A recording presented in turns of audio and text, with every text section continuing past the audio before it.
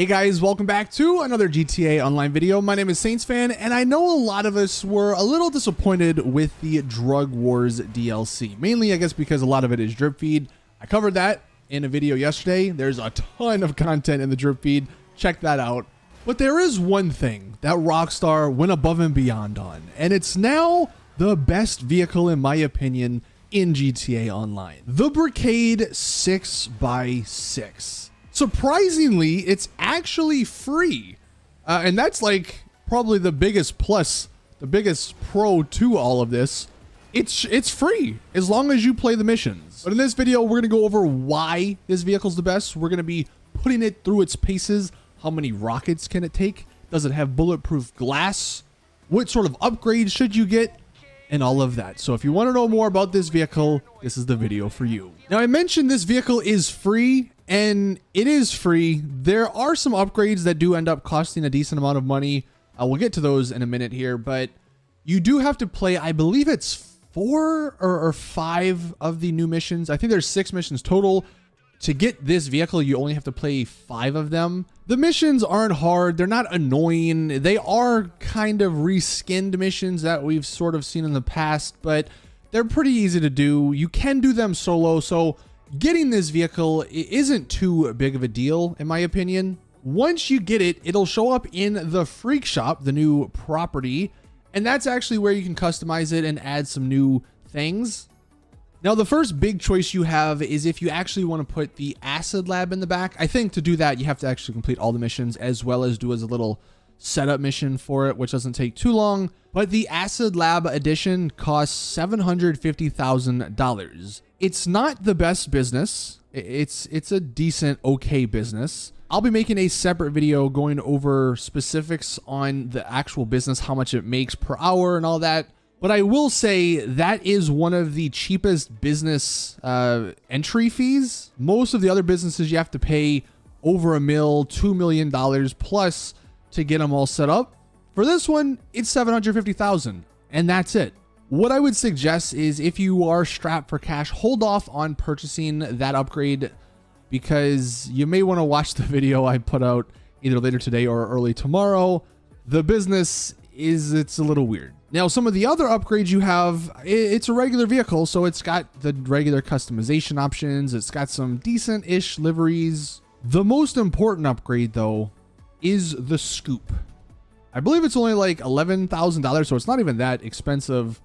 But the scoop, it makes this thing so much better to drive. You are also probably going to want to upgrade some of the speed upgrades on this vehicle. It's fast stock, but of course, adding that extra speed will just make this a little bit better.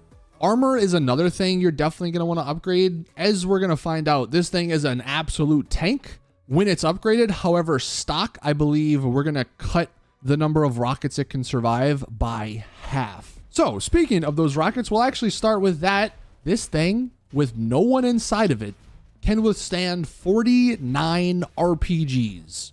And to put that into perspective, the only other vehicle that can withstand as much is the MOC cab.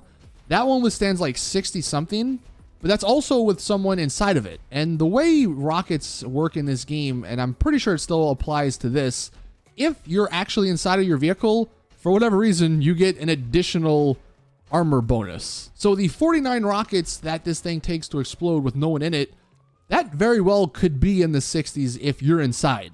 Needless to say, this thing is never blowing up in GTA Online. I mean, you're going to need like 7 griefers blowing or shooting rockets at you at once for this thing to blow up very easily. And I also believe RPGs are a little bit more powerful than some of the guided rockets, like the Oppressor Mark II rockets, the homing missiles.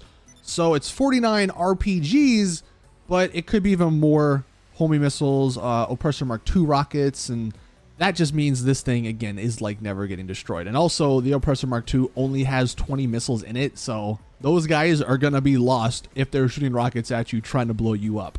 Also, one thing I wanted to mention, because I've seen some people ask, if it gets destroyed, does your stock inside get destroyed?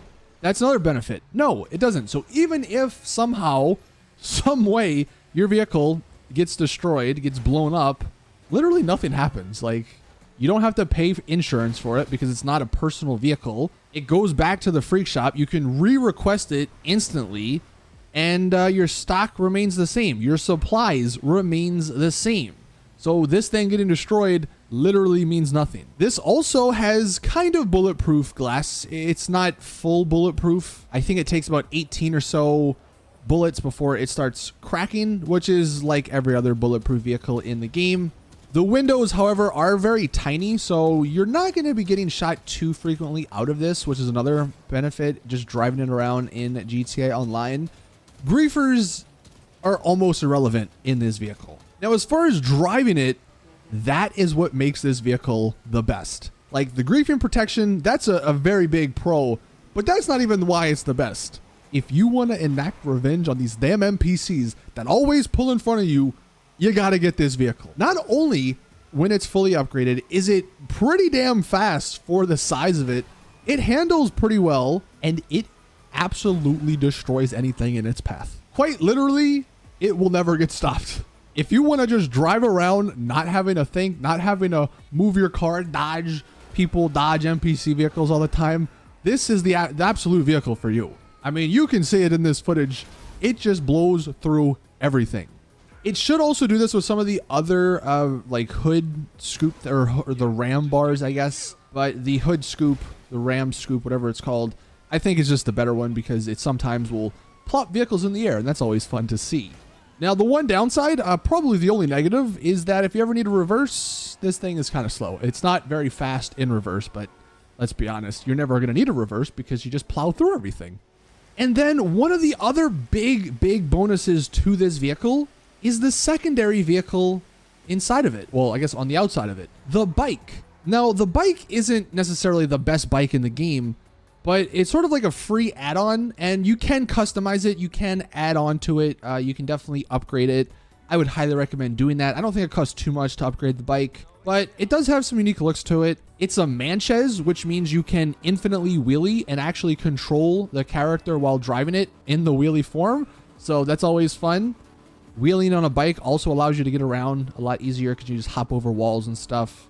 But the reason I particularly love that secondary vehicle is because it doesn't count as a personal vehicle. So you can call the acid lab, have it spawn, drive it around, and then you're like, all right, you know what? I want to go slightly faster. I want to go a little bit more nimble. Then you call the bike, it'll spawn right next to you. You do that through the interaction menu. And then if you, let's say, wanted Europressor Mark II to fly around, you can call that. Or if you wanted to get any of the personal aircraft, obviously they don't spawn next to you, you can get on the bike, drive to them, and you're fine. Because again, the bike isn't a personal vehicle. So overall, this Brickade 6x6 is probably one of the best things Rockstar's added to the game. It sucks. It's in this DLC that's been kind of crappy, and it does suck, as you'll find out in tomorrow's video. The business isn't necessarily the best, but the vehicle itself and what it provides is hands down amazing. And the fact that you didn't actually need to buy the vehicle, like technically you can get all that stuff for relatively an inexpensive cost, is so good. So even if you are a newer player, this should be probably one of the first things you end up getting. Honestly, this might be the best car for newer players because you never have to worry about griefers. You'll never have to pay insurance. It comes with the second vehicle, which again, you'll never have to pay insurance for. And eventually, if you wanted to, you could put the drug business in the back of it. So that is my, I guess, review on this vehicle. The DLC has been all right, but this vehicle, 100% one of the best things they've ever added. Let me know your thoughts in the comment section down below. Do you agree or do you disagree? Anyway, that's going to do it for the video today. Thank you all for watching. Please drop it a like if you did enjoy. Subscribe for more GTA content. And as always, I'll see you all in the next one.